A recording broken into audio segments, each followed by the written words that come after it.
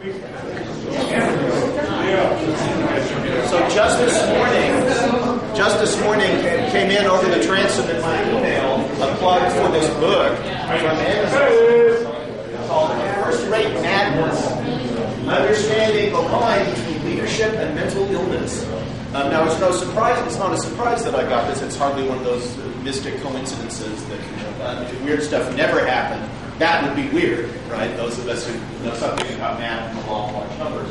But this, it's interesting because I'm going to be talking about skepticism and politics and what those who believe in objective reality, what their politics ought to look like, and so forth. So I thought this was interesting. I've also brought a copy of Mike Shermer's The Believing Brain, which came out not too long ago, which I will enthusiastically evangelize for here as well.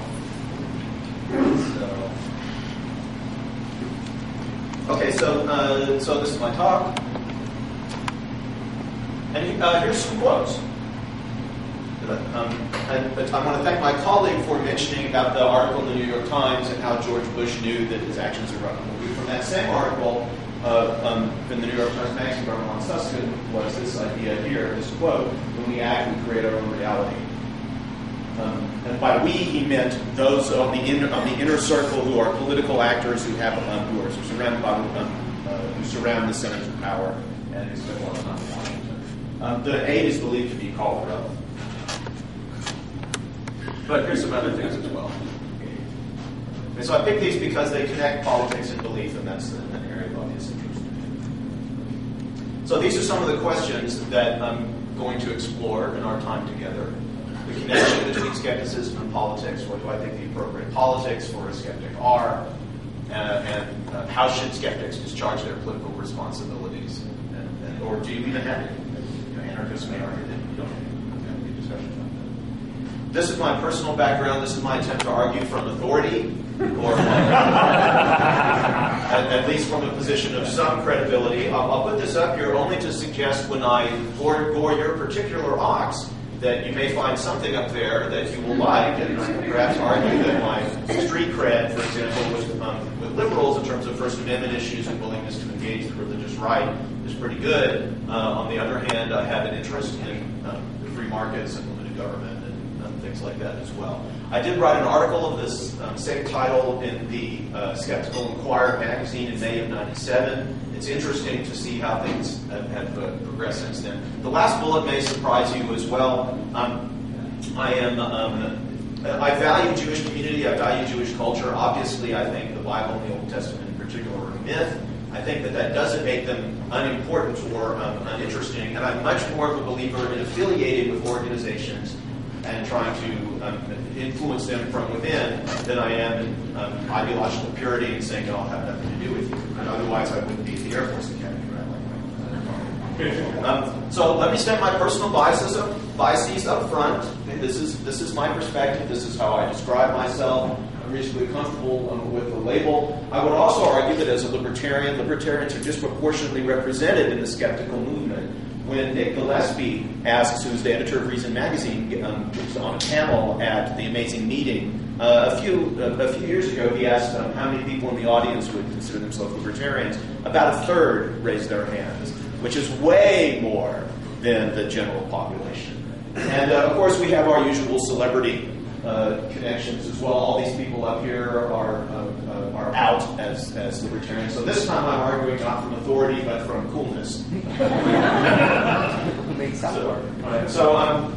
I will, however, so I'll let you know my personal prejudices and perspectives up front. I will try to ensure that my ox is gored at least a little. So the main point that I'm going to make, if you do nothing else, if you come away from nothing else, is that I believe that skeptics ought to be skeptical about government and politics in terms of its effectiveness and usefulness too, right, in addition to being skeptical about everything else. And I don't think that uniquely dictates your political perspective, although I've made some personal decisions in my life as to how to best achieve those kinds of goals. But basically, I would encourage people, whatever your political stripe, to examine government and politics as a whole, and not merely point to the successes of particular social programs that you like, the ones that you think work, and say, well, yeah, see, there's that. I don't think that's an appropriate perspective for skeptics to take, and I will try to explain why. I believe that politics is much more about belief than evidence. That's a descriptive statement. It's not a normative one. All of us here would probably like it very much to be about evidence. We would like to believe that politicians debate evidence and make their decisions based on the evidence, et cetera, et cetera. But candidates want you to believe in them. They want to get people to believe something. And politics is very much, as practiced, and not just in America, but everywhere, is much more about belief than evidence. It's a mass movement. It's primarily emotional. Look at any party convention, right? Any gathering. There's a reason why it's called the Gathering of the Party Faithful, right? Pick your party. It doesn't matter. I believe that myth is very prominent in politics in the sense of a deep historical narrative that is rooted in human nature that we aspire to, that resonates deeply within us. And that doesn't mean that it's bad or trivial or stupid. It's just important. There's all sorts of them. The outsider candidate riding in on his white horse who's going to clean up Washington. The man of the people, Jimmy, Fritz Hollywood loves to make movies about myths because they know that people want to watch them. They want to see them. They'll pay money to. It reinforces some very deep stories and issues in human nature. I think our preference for charismatic, powerful leaders is evolutionarily selected for good reasons for that. Now, again, so much of the things that we are evolutionarily selected for were adapted for a world thousands or millions of years ago when such things made sense. They're now it's lousily adapted, it's contra-adapted for the modern world, but we're sort of stuck with them and we have to deal with them as we can. So these are some of the things that I ask you to think of what government is for. If you were to ask most reasonable, thoughtful, decent, right-thinking people what government is for, these are some of the things that they would answer. So I think these are things that most people believe most of these things. I think most people, though, or at least a decent proportion of them, or at least thoughtful, also believe these things.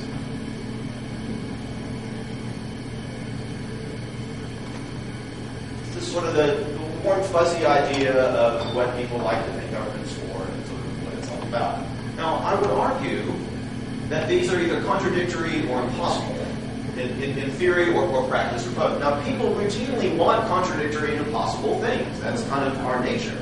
The problem with politics is that it is based on convincing people that they can actually have them, right? That you can actually have contradictory and impossible things, right? You can have things without paying for them. You can, here's the benefits of something, and I'm going to spread the costs out over millions of people who will never notice it, and they'll be thinly distributed, so it's as if you get it for free. And that's, among other things, how you get votes, right? How you get people to believe that they can have things without paying for them, that they can have things without cost, or that the cost will be borne by the other guy, and the other guy's bad, et cetera, et cetera.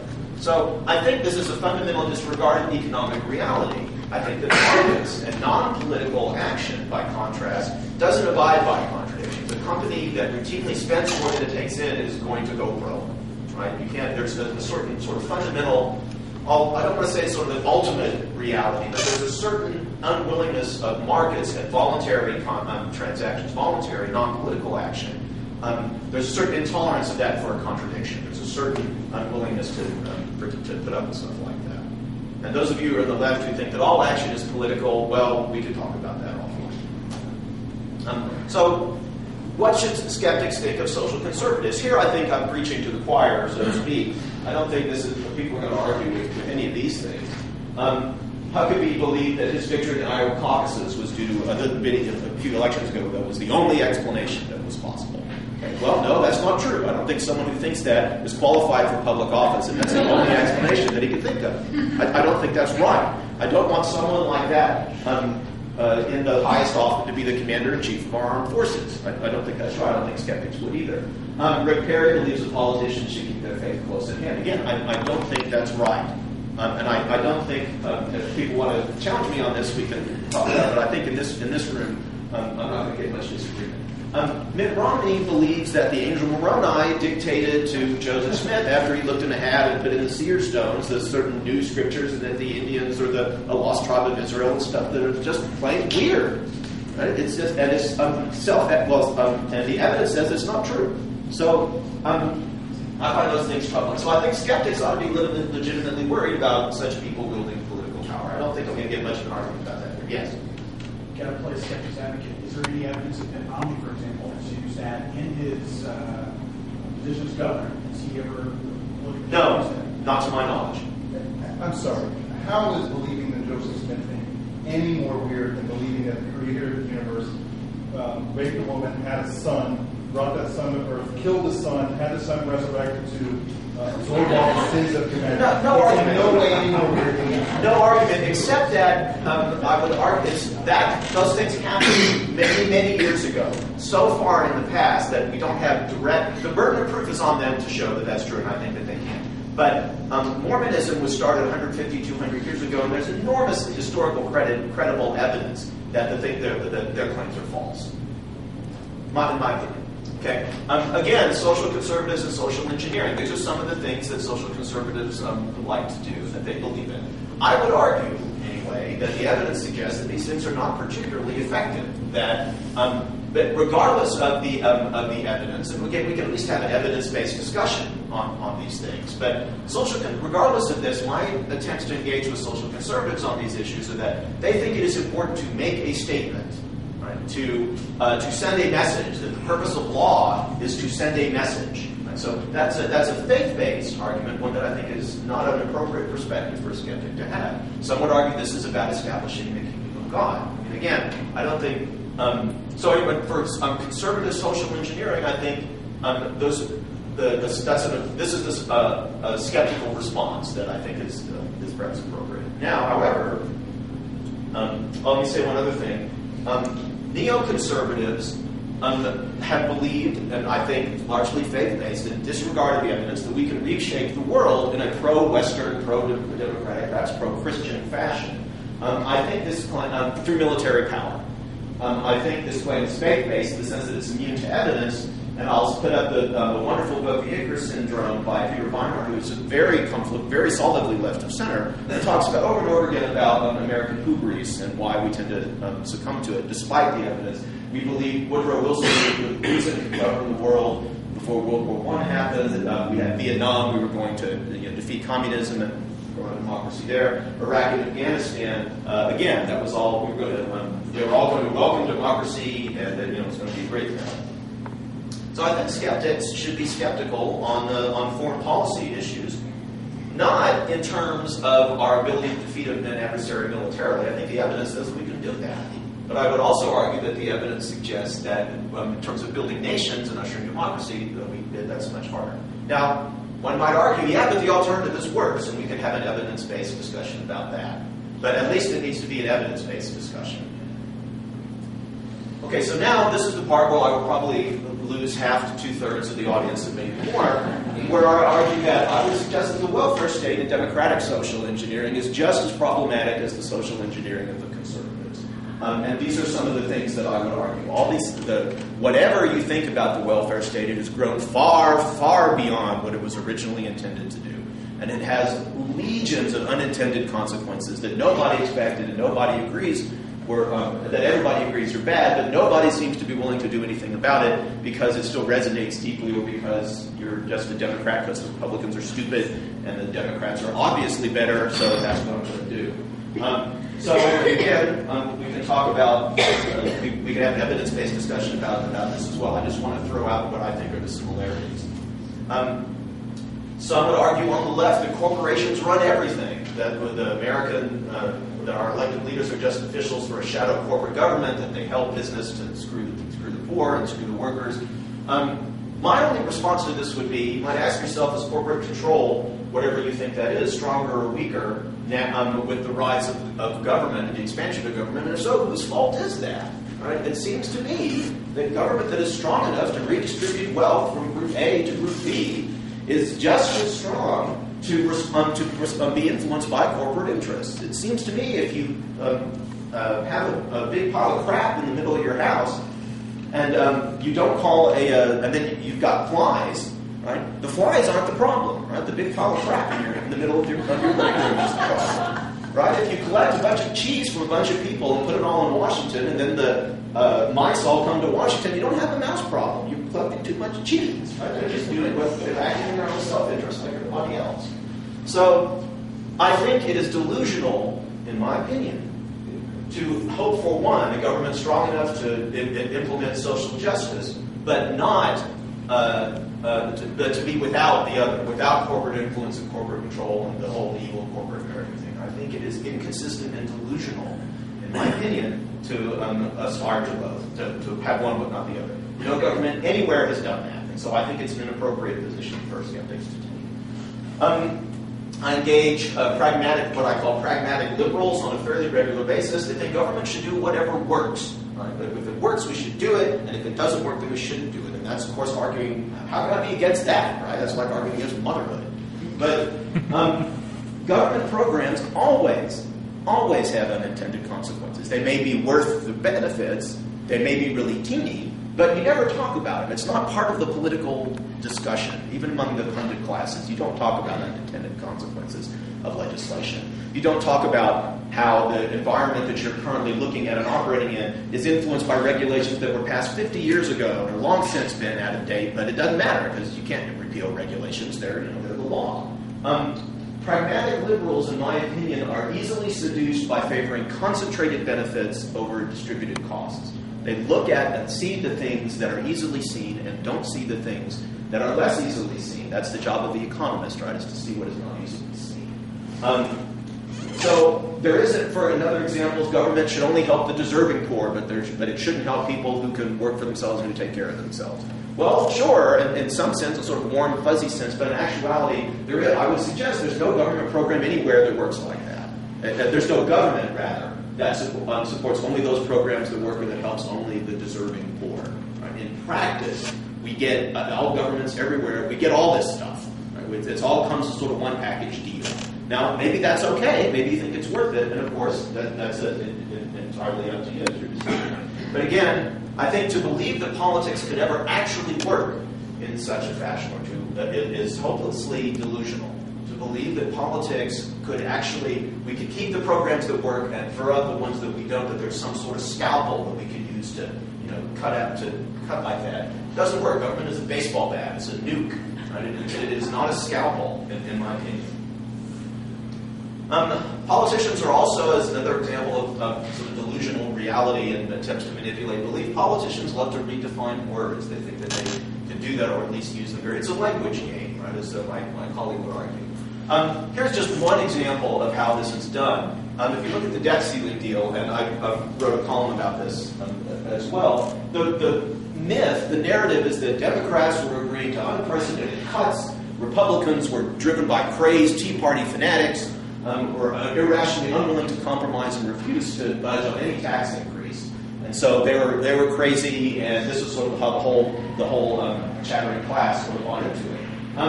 What actually happens is politicians, particularly in Washington, they believe that they can create reality. And so they can define what words mean. And if they want to change, if they want to use a word differently from how the rest of us use it, that's okay because they're politicians. In particular, they decided that cut was going to mean something different. And this is actually supports stuff on the left, belief on the left, who believe that language creates reality, as opposed to or reflects our perfect perception of it. So it turns out in Washington, the word cut actually means a reduction in fixed increases that are just assumed to happen. That is, you assume that some baseline for the CBO or whatever is currently in the law, if spending targets for agencies are set to go up by, say, 10% a year, and the Democrats in their magnanimity will say, okay, let's have it be only 8% a year. That's a 2% cut. That's how they use the term, right? Or maybe it's actually 20%, right? Because 2 is a fifth of 10. Right? That's a 20% cut. Okay, so I have met no one anywhere, I've never read any literature anywhere that disputes this use of the term, this political use of the term. But at the very least, tell us that's what you're doing. Okay? Tell us that's what you're doing. Don't deceive us and pretend you're doing something else. But, it's politics, you can make it, words can be whatever you want. So, for example, and this is as an objective sort of data-based source. These numbers come from the congressional office. If we actually had real cuts, that is, when you spent less, cut in the sense that you and I use the word, if we actually had real cuts of 5% a year in federal spending, and taxes went up and revenues went up by 5% a year, true increases and true cuts in the same way, then the budget would be balanced by about 2016. Right? That's objective, factual data. But to actually have a real cut in a 5% a year, that's insane. Right? That's nuts. Right? Possibly. So that's just an example of skepticism and data and politics, and something that I think is of interest. So some of this talks about economics. It's legitimate to ask, so what is... Economics is, of course, varies all over the map. Which branch is closest to reality? Well, again, this is somewhat controversial. I'll throw out my opinion. Hopefully it's informed. And we can talk about it over lunch or something like that. I don't believe that classical Keynesian economics is particularly related to reality. There's this idea of aggregate demand, and there's a mathematical notion of equilibrium. That those are all nice things that economists can all agree on when they talk about, but in terms of actually relating to reality, they have, as one of my colleagues in the economics department at the academy says, no more reality than Homer's gods. I think that's right. And particularly Keynesian economics, which is supposed to spend more to stimulate the economy during recession and run surpluses at other times, I think that completely ignores how politicians behave in practice. Again, it's a disregard of reality. And it doesn't mean that we have bad politicians. That's just kind of how things work. So here's another myth that that the Republicans are the party of smaller government. You might ask, so what does the data actually show? This is real spending increases under various presidential administrations. So, full disclosure up front, this data comes from the Cato Institute, which is a libertarian think tank. On the other hand, the data are all taken from the CBO. So maybe we're manipulating the data in some way.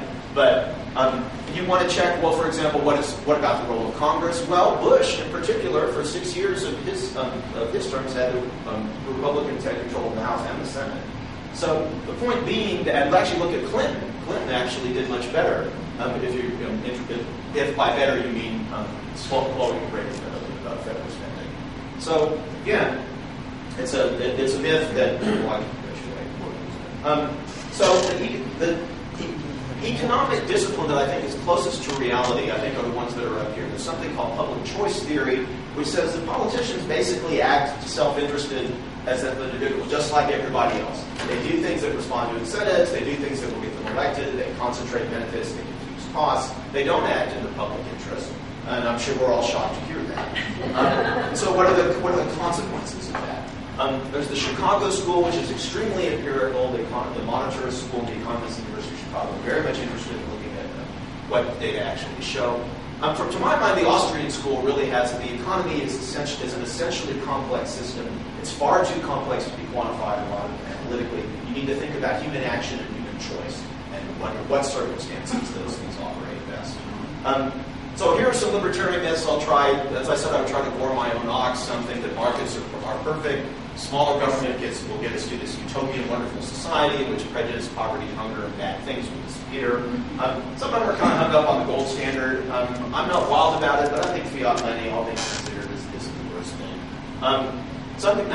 We actually believe people truly want freedom and responsibility for their own lives. That may not be true.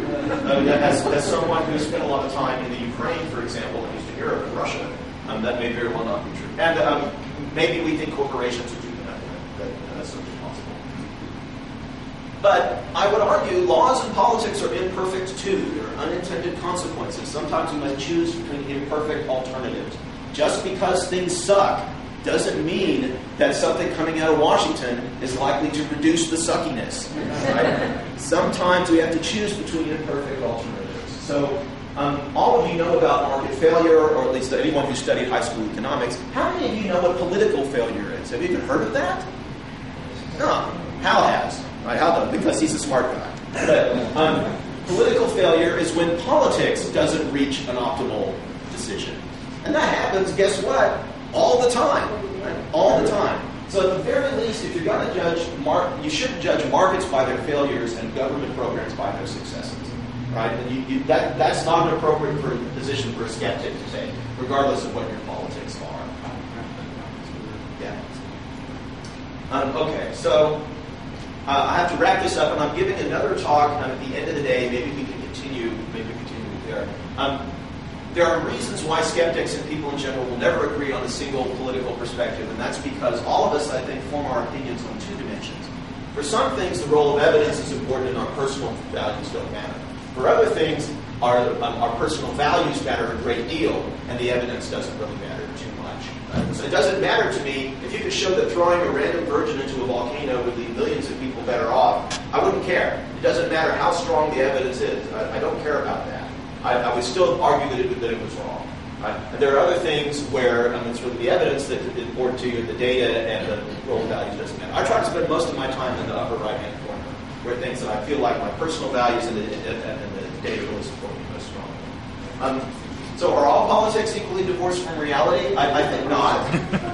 I'd like to think, down here, I think local politics is pretty reality-based, right? If you don't get, local politicians can't earn money, they say stupid stuff, but it's not delusional. So that's my current theory. Anyway. I have to cut things off, for which I apologize.